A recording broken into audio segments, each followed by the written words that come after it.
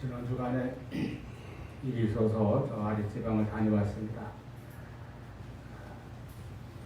요즘 도시에도 이 조경도 잘 되어 있고 녹지도 많아가지고 우리가 이 계절에 온통 짙은 초록색으로 뒤덮고 있는 광경들을 흔히 보지만 아주 시골에 가가지고 이번에 이렇게 논과 밭 사이로 가까이 지나가면서 거기서 하나 또 속으로 생각한 것이 있습니다. 여름은 성장의 계절이구나 하는 것입니다. 사실 당연한 거예요. 저도 또 농촌에서 자랐고 그걸 쭉 보면서 자라왔지만은 오랫동안 좀 잊고 있었다가 또는 생각하지 못하고 있었다가 그런 느낌을 강하게 받았습니다.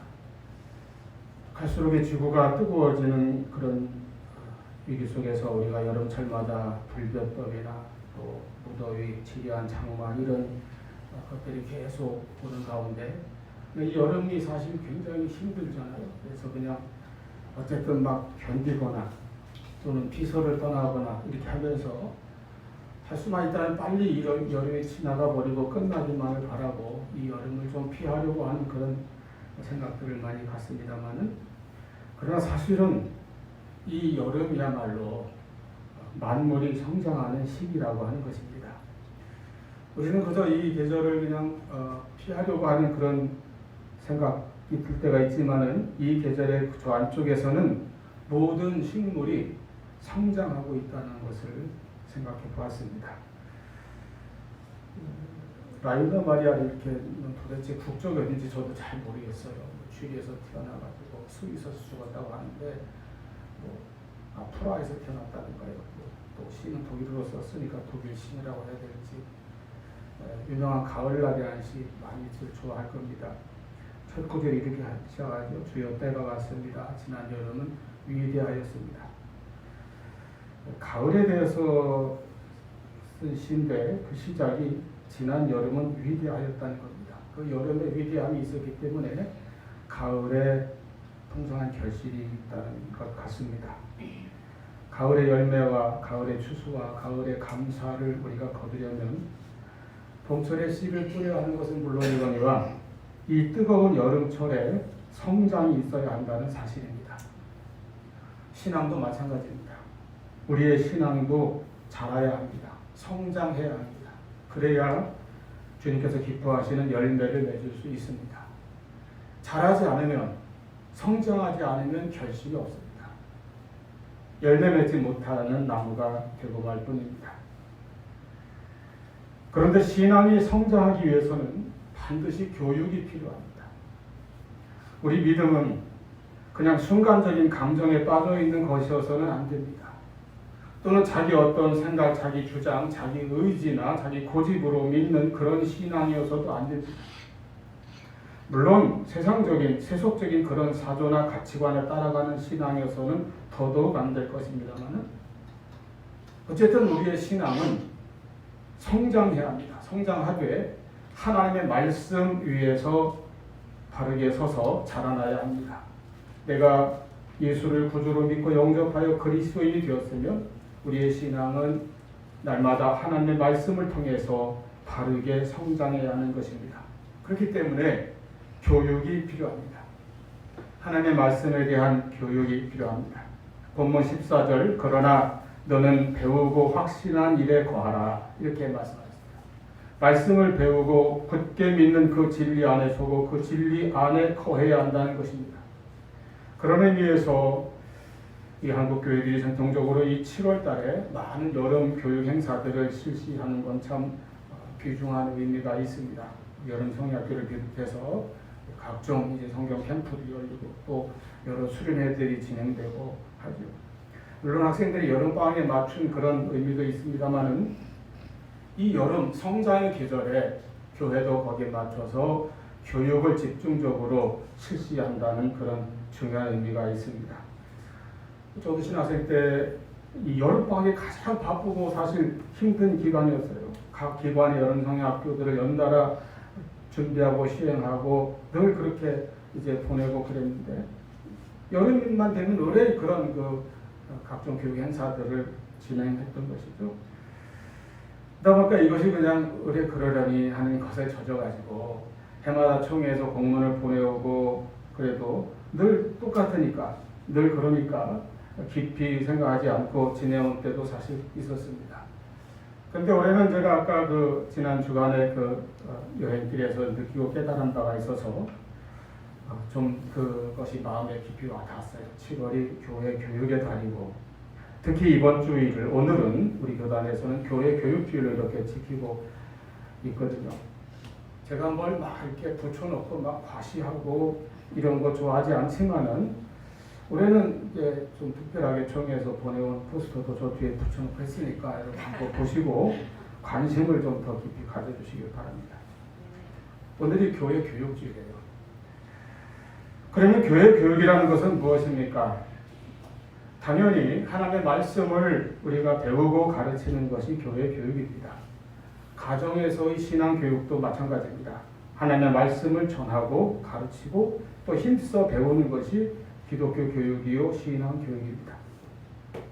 우리 개개인의 신앙이 자라고 우리 교회도 교회적으로 성장하고 성숙한 교회가 되려면 이 교회 교육이 바르게 또 더 깊이 잘 이루어져야 합니다. 오늘 제목에 있는 것처럼 교회는 배우고 가르치는 일에 힘써야 한다는 것입니다.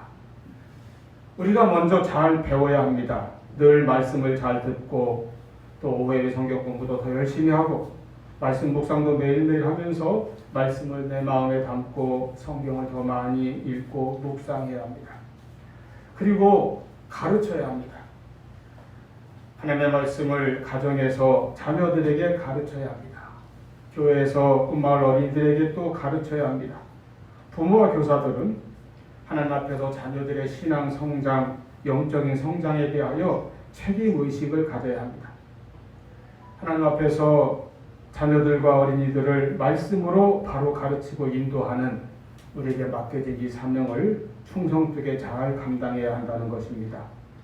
잠언 22장 6절에 말씀하셨잖아요. 마땅히 행할 길을 아이에게 가르치라. 그리하면 늙어도 그것을 떠나지 아니하리라.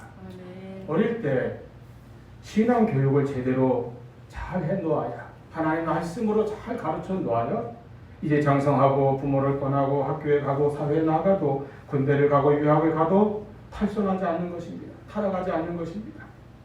이 세상에 인간을 타락하게 만드는 환경과 갖가지 문화가 얼마나 많이 있습니까? 그 속을 숨쉬며 살아가야 할 자녀들입니다. 그러므로 어릴 때부터 바르게 하나님의 말씀으로 잘 가르치고 신앙으로 잘 다져야 할 것입니다. 세상 교육에는 온갖 정성을 다 쏟으면서 신앙 교육을 소홀히 하여 하나님을 멀리하는 자녀로 만들지 않게 되기를 바랍니다. 먼저 우리 성도들이 말씀을 잘 배우고 확신하는 대로 살아야 합니다. 우리가 먼저 진리의 말씀 위에 굳게 서야 합니다. 사람의 인격의 변화는 하나님의 말씀에서 시작됩니다. 말씀이 들어가야 그 심령 속에 들어가야 인격이 변화되고 인격이 변해야 그 삶이 변화됩니다. 하나님의 말씀을 배우고 확신할 때에 우리는 하나님의 사람으로 온전하게 되어갈 것입니다. 선한 일을 행하는데도 온전하게 됩니다. 그러므로 정말로 말씀을 사랑하고 사모하며 늘 하나님의 말씀을 가까이 하는 그런 성도의 삶을 살아가시기를 바랍니다. 네. 우리가 이렇게 하나님의 말씀을 배우고 가르칠 때에 말씀을 통하여 받는 축복이 있습니다. 첫째, 하나님의 말씀은 우리에게 구원의 은혜를 줍니다. 구원의 선물, 구원의 축복이 말씀 속에 있습니다. 15절, 또 어려서부터 성경을 알았나니 성경은 등이 너로 하여금 그리스도 예수 안에 있는 믿음으로 말미암아 구원에 이르는 지혜가 있게 하느니라. 요한복음 20장 31절에도 오직 이것을 기록함은, 여기서 이것은 직접적으로는 좁게 말해서 요한복음이고 더 넓게 의미를 해석하자면 성경 전체를 가리키는 말입니다. 이것을 기록함은 너희로 예수께서 하나님의 아들 그리스도이심을 믿게 하려 하며 또 너희로 믿고 그 이름을 힘입어 생명을 얻게 하려 함이니라 말씀하셨습니다. 요한복음에서 생명은 영생을 뜻합니다. 영생은 구원이요 천국입니다. 이건 우리가 요즘 오후 예배 시간에 계속 말씀드리는 것이죠. 그리고 이 요한복음 20장 31절도 지난주일 오후 예배 시간에 우리가 살펴본 말씀입니다. 또 로마서 1장 16절에 내가 복음을 부끄러워하지 아니하노니 이 복음은 모든 믿는 자에게 구원을 주시는 하나님의 능력이 됩니다. 먼저는 유대인에게요 그리고 헬라인에게로다 말씀하였습니다. 여기서 복음도 하나님의 말씀의 핵심을 뜻합니다. 그러므로 하나님의 말씀 속에 이 복음은 모든 믿는 자에게 구원을 주시는 하나님의 능력이 되는 말씀인 것입니다. 하나님께서 인류에게 주신 최대의 은총과 선물은 독생자 예수님을 구세주로 보내주신 것이고, 그 다음은 성령을 보내주신 것이고, 그 다음은 하나님의 말씀인 성경을 주신 것입니다. 우리에게 교회와 성경을 주셔서 이 말씀을 통하여 신앙생활하게 하신 것입니다. 하나님께서는 우리의 구원을 위하여 독생자를 보내시고 우리 죄를 대속하게 하셔서 우리를 구원하셨습니다.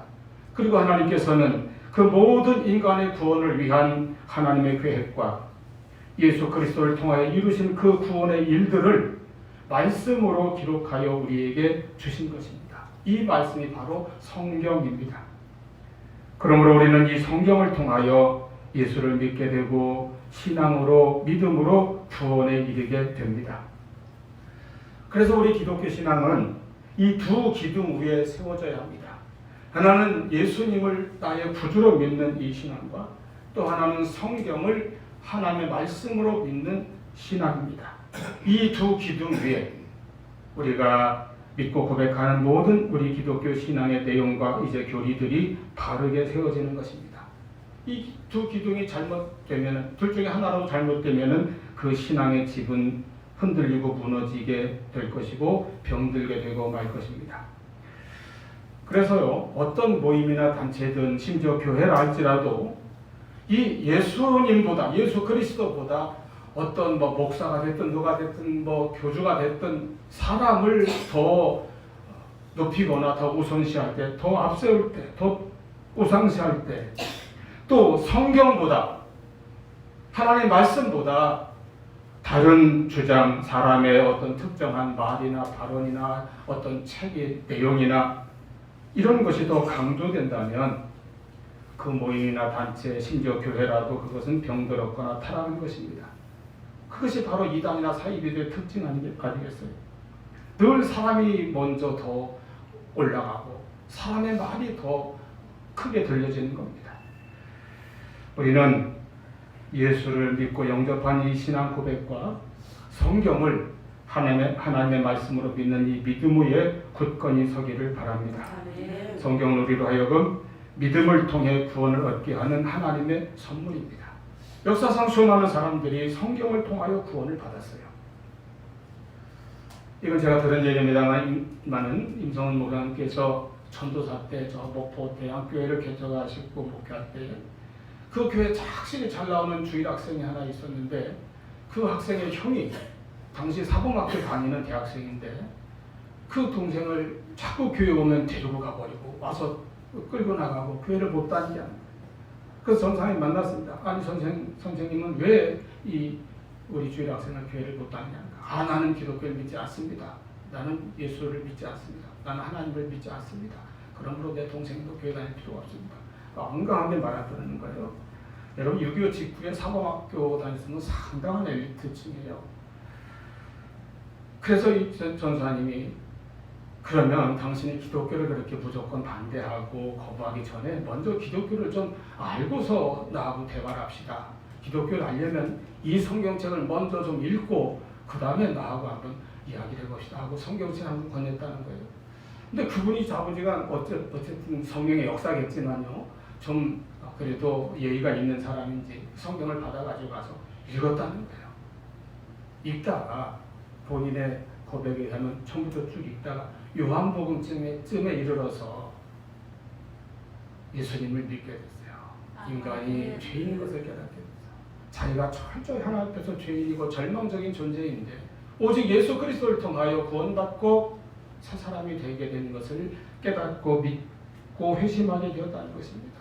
그런 예수를 믿고 이제 장로로 평생을 충성된 그리스도인으로 그렇게 살았다고 합니다. 성경은 구원의 책입니다. 성경은 우리에게 구원을 주신 하나님의 능력의 말씀입니다. 그러므로 이 말씀의 은혜가, 말씀의 축복이 우리에게 항상 우리의 심령에, 우리의 자녀들에게, 우리 가정에 풍성히 임할 수 있도록 기도하시기를 바랍니다. 두 번째 하나님의 말씀은 우리 삶의 기준이 됩니다. 16절 모든 성경은 하나님의 감동으로 된 것으로 교훈과 책망과 바르게 함과 의로 교육하기에 유익하니 말씀하였습니다. 하나님의 말씀이 항상 우리를 교훈합니다. 그리고 때로는 우리를 책망합니다. 우리가 잘못될 때는 책망하는 것이죠. 말씀이 우리의 심령 골수를 찔러 쪼개며 책망할 것입니다. 하나님 말씀은 우리를 바르게 하며 의로 교육합니다. 그리하여 우리의 삶을 바르게 이끌고 인도하는 기준이 되는 것입니다. 시편 119편 105절의 주의 말씀은 내 발의 등이요 내 길의 빛이니이다. 이 시편 기자의 고백과 같이 우리는 살아가면서 말씀의 인도함을 받아 살아야 합니다. 말씀이 내 발 앞에 등불이 되고 내가 가는 어두운 길에 빛이 되어줄 때에 우리는 이 세상에서 우리 인생을 하나님의 뜻대로 바르게 살아갈 수 있게 됩니다. 그러므로 항상 말씀이 내 삶의 기준이 될 수 있도록 신앙생활 하시기를 바랍니다. 우리가 성경을 이제 라틴어로 캐논이라고 했는데 정경이라는 뜻이죠. 원래 그 단어는 갈대라는 뜻입니다. 그리고 거기서 나온 그 또 하나의 뜻이 자라는 뜻이에요. 자. 옛날에는 이 갈대를 이제 잘라서 눌러갖고 자를 만들었는가 봐요. 우리도 어릴 때는 이 대나무로 만든 자를 썼거든요, 우리나라에서. 요즘 이제 플라스틱으로 나오지만 그런 것처럼 갈대로 자를 만들었기 때문에 캐논은 자입니다. 근데 이 자를 하나님 말씀이라고 불렀어요. 하나님 말씀을 자라고 부른 거예요. 자. 잣대. 이게 무슨 뜻입니까? 말씀이 표준이라는 것입니다. 모든 것을 재고 바른가 그른가를 판단하는 기준이 바로 하나님 말씀인 것입니다. 우리의 신앙도 교회 생활도 그리고 내가 살아가는 모든 인생의 길에서 우리는 항상 하나님 말씀을 내 삶의 표준으로 삼고 하나님의 말씀을 내 모든 생각과 행동과 내 모든 인생의 기준으로 삼고 살아가야 하는 것입니다. 우리나라 칠하리 산인데 우리나라 산에는 소나무도 많지만 참나무가 아주 많습니다. 어떤 사람들이 소나무가 제일 많다, 참나무가 제일 많다, 아카시아가 제일 많다, 그렇게 논쟁이 있다고 하는데 좌우지간 그 진위는 알 수 없지만 좌우지간 참나무가 많은 건 사실이에요. 가는 곳곳마다. 왜 그렇게 많은가 하면요, 그 원인 중에 많은 부분을 다람쥐가 제공한다고 합니다. 가을에 우리가 아는 대로 다람쥐가 열심히 도토리를 모으잖아요. 모아가지고 그걸 어떻게 해요? 땅속에 막 파묻습니다. 여기저기 파묻어놔요. 그런데 나중에 어떻게 됩니까? 자기가 묻은 그 장소를 찾지 못하는 경우가 훨씬 더 많다고 합니다. 묻어놓고 그냥 못 찾는 거예요. 찾는 것보다 못 찾는 것이 거의 다라고 합니다. 그렇게 다람쥐가 묻어만 놓고 못 찾으니까 덜어는 까치가 파먹기도 하겠지만 하여튼 수많은 도토리들이 여기저기 묻혀 있어서 어떻게 되겠습니까? 땅속에 묻혀 있다가 이듬해 봄에 거기서 싹이 나고 쑥쑥 자라서 참나무가 된 겁니다. 그래서 우리나라 산에 말이죠. 곳곳에 참나무, 상술나무, 떡갈나무, 글참나무들이 그렇게 많이 있는 거예요. 그런데 다람쥐가 왜 그렇게 자기가 묻어놓고도 그 도토리들을 못 찾겠습니까? 우리는 되게 다람쥐가 머리가 나빠서 그런다고 그렇게 많이들 알고 있죠. 근데 제가 들은 얘기는 또 다른 얘기도 있어요. 다람쥐가 도토리를 묻을 때에 나름대로 다 깊은 생각이 있습니다. 그래서 하늘에 떠 있는 구름을 보고 그걸 기준으로 삼는, 표식으로 삼는다는 거예요. 아, 저 모양의 저 구름이 저기 있을 때 그 안에 내가 도토리를 묻는다 하고 묻어놓는다는 거예요. 그런데 조금 한참 있고 나중에 이제 도토리 생각이 나서 꺼내려고 그 장소를 찾아가가지고 하늘을 쳐다보니까 어때요? 구름이 다 이리저리 바뀌고 가버리고 안 보이는 것이죠. 바람에 흘러가고 모양이 이리저리 바뀌고 구름이란 그림처럼 딱 고정되어 있는 것이 아니니까요. 그래서 자기가 기억하고 있는 그 구름을 못 찾으니까 그 도토리를 묻어둔 동굴창고도 못 찾고 만다는 것입니다. 여러분, 다람쥐가 왜 열심히 애써 수고하여 모으고 묻어둔 그 양식을 매번 찾지 못하고 자기의 그 모든 노력과 수고들을 헛되게 만들었습니까? 흘러가는 구름, 움직이는 구름, 변하는 구름을 인생의 기준으로 삼았기 때문입니다. 다람쥐의 인생인가요? 하여튼 많은 경우의 인간들도 그와 같습니다. 별 다를 바 없어요. 시대마다 사회마다 바뀌고 변하는 사조를 쫓아 삽니다. 인간은 저마다 자신의 지식이나 철학, 신념, 역사관, 세계관을 쫓아 살아갑니다. 저마다 사사시대의 백성들과 같이 자기 소견에 옳은 대로 살아갑니다. 자기 고집대로 살아가는 게 인간이에요. 그런데 그런 것들은 다 변하고 흔들리고 불완전한 것들입니다. 이렇게 변하고 흔들리는 것을 기준으로 삼고 살아가며 언젠가는 넘어질 것에 기대어 의지하는 삶은 결국 헛된 삶이 되고 말 것입니다. 헛된 수고가 되고 말 것입니다. 헛된 열심이 되고 말 것입니다. 열심히 모으고 묻어둔 모든 것이 헛되고 말 것입니다. 누가복음 12장 20절에 하나님께서는 크게 성공한 부자 동부에게 말씀하셨습니다. 어리석은 자여, 오늘 밤에 내 영혼을 도로 찾으리니 내 준비한 것이 누구의 것이 되겠느냐. 어리석은 자는 이 세상을 기준으로 삼고 살아가는 자입니다. 그의 모든 수고한 인생이 헛된 것으로 끝나고 말았습니다. 우리 사회에서도 한때는 그렇게 정의롭고 바른 것 같았던 사람들이 오늘날 왜 그렇게 탐욕과 부패와 위선의 대명사가 되어버렸습니까? 삶의 기준이 세상의 사조와 이념이기 때문입니다.